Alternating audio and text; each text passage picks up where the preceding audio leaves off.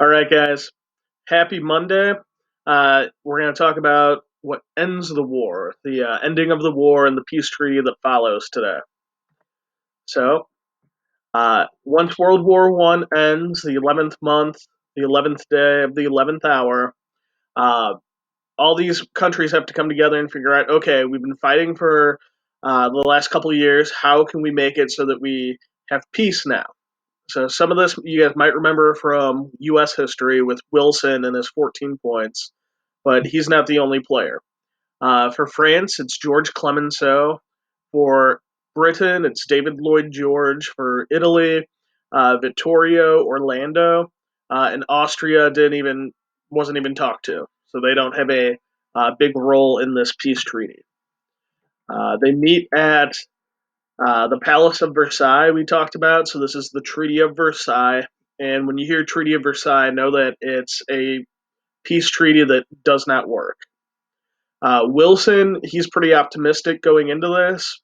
He says, I want to outline a plan for lasting peace.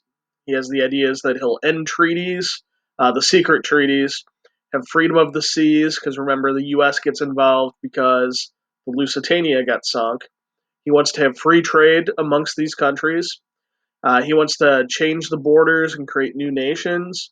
And um, he wants to have some sort of governing body where is a place where all these countries can go and meet, like the United Nations. Wilson's plan, it's not really listened to. They ignore him. In the Treaty of Versailles, when they meet, um, it is actually 5 years to the day of the Archduke Francis Ferdinand's assassination.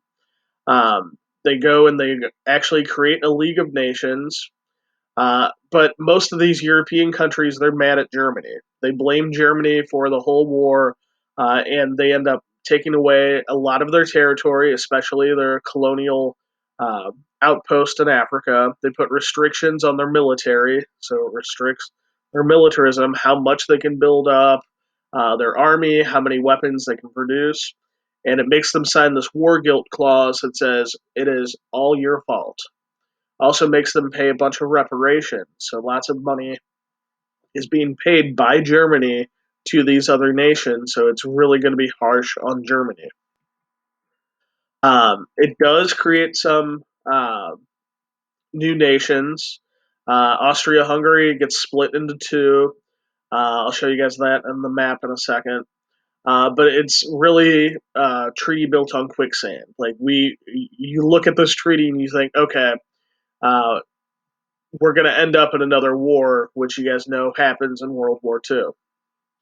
The U.S. doesn't even sign the Treaty of Versailles. They reach their own peace agreement with Germany a couple of years later. America, they tend to, what happens to them is they go into isolation. They say, you guys over in Europe, do what you got to do. We're going to stay out of your business. We don't want to be involved. We don't want to get dragged into a war. And it really creates a legacy of bitterness.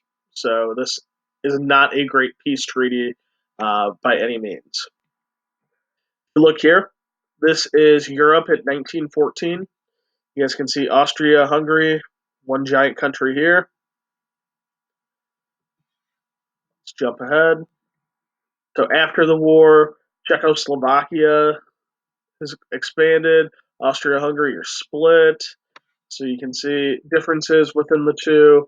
Um, quite a bit changed. So take a look at that. What you guys are going to do today is this assignment here. Uh, you guys are going to click the link, like so. You guys will read through here. A little more information about the Treaty of Versailles. Here's America's perspective, a little more detail about Woodrow Wilson.